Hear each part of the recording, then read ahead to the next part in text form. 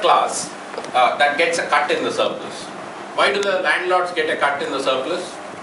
Who are the landlords?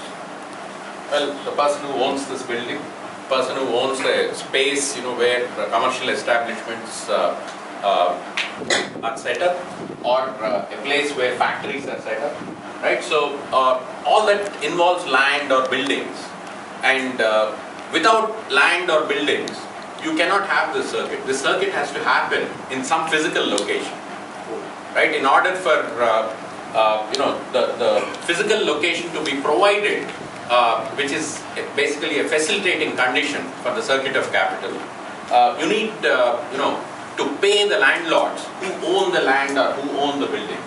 So what do the landlords get? They get what is known as rent.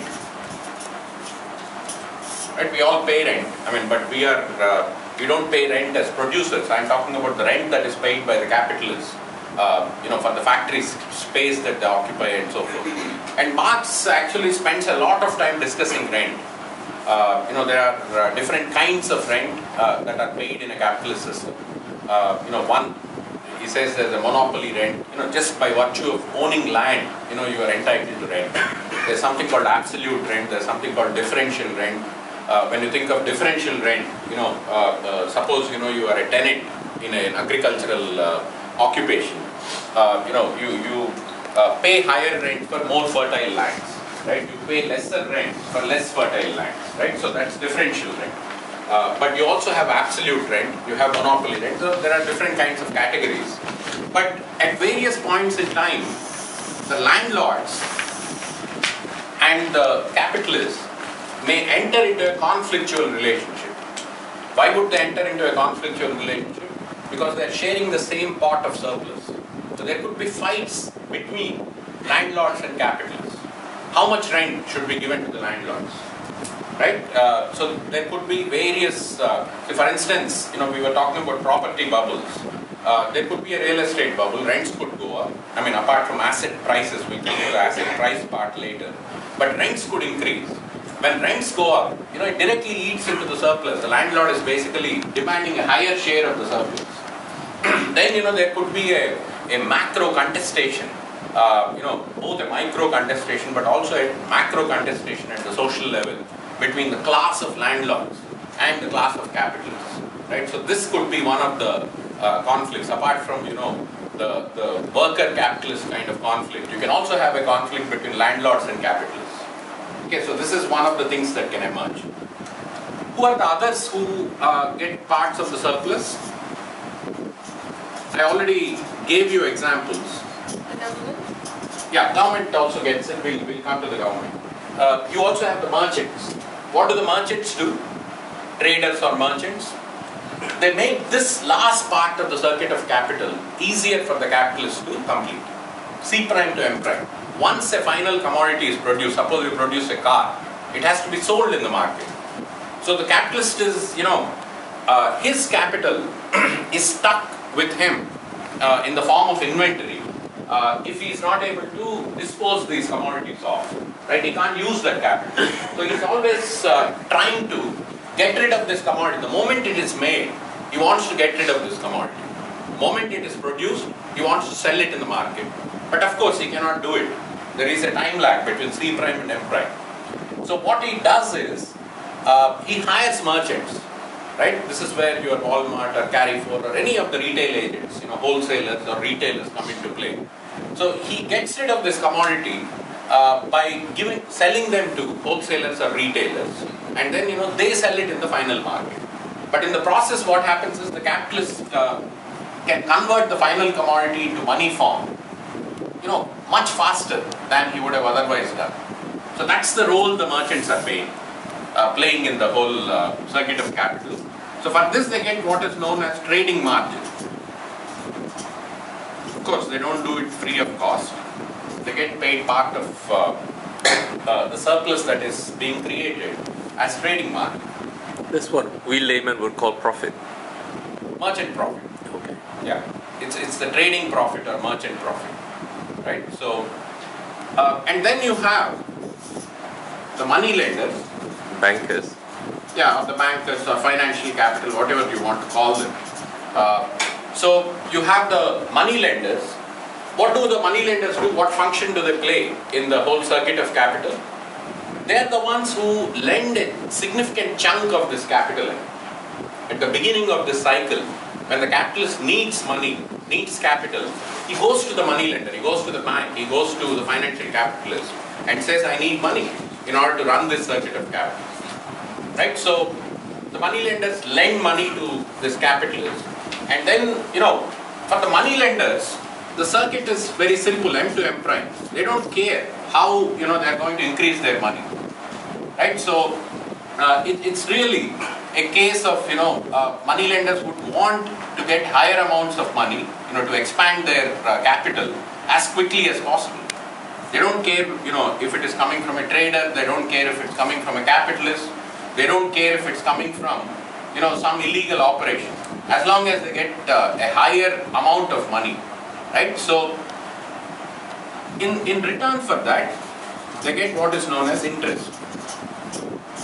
They're paid interest. So capitalists pay part of the surplus to the money lenders in the form of interest. But there are a few complexities here.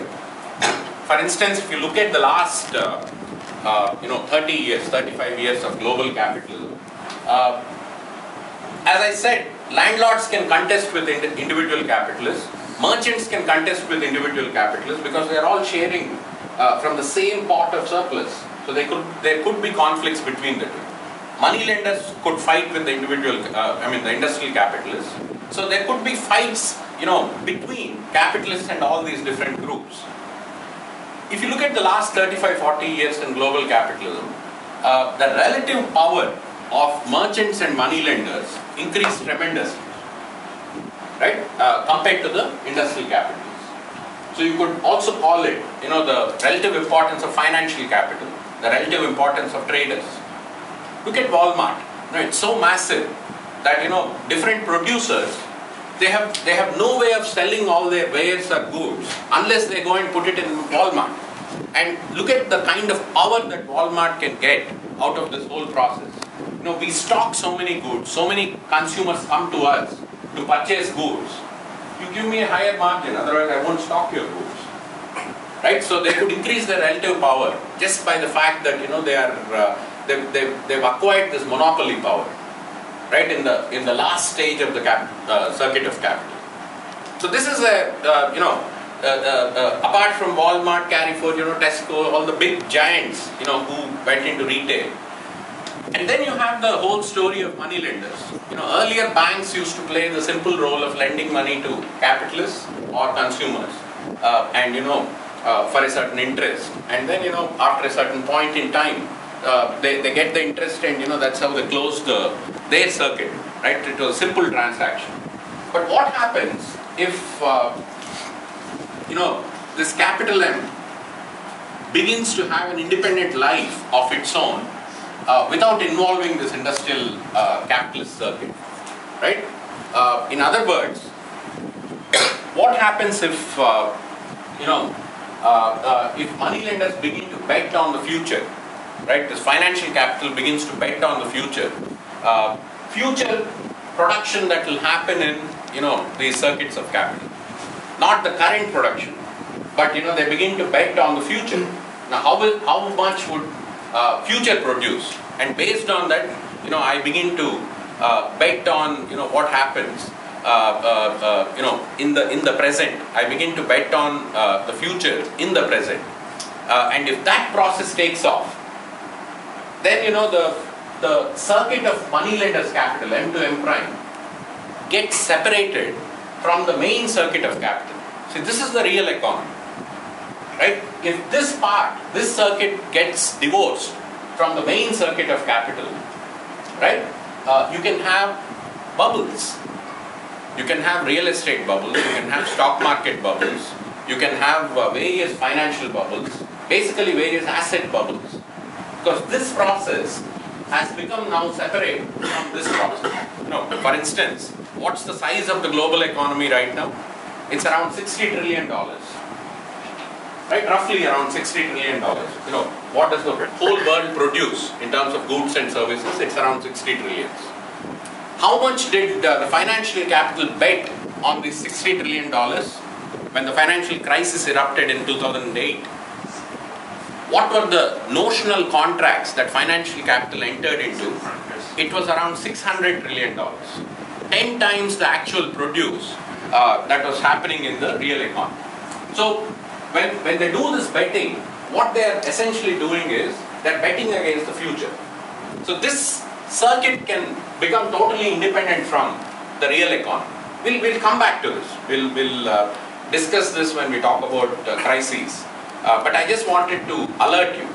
So these people can be, see, when you bet so much, in the future, about the future produce, and it goes out of proportions, you are basically going to create instability.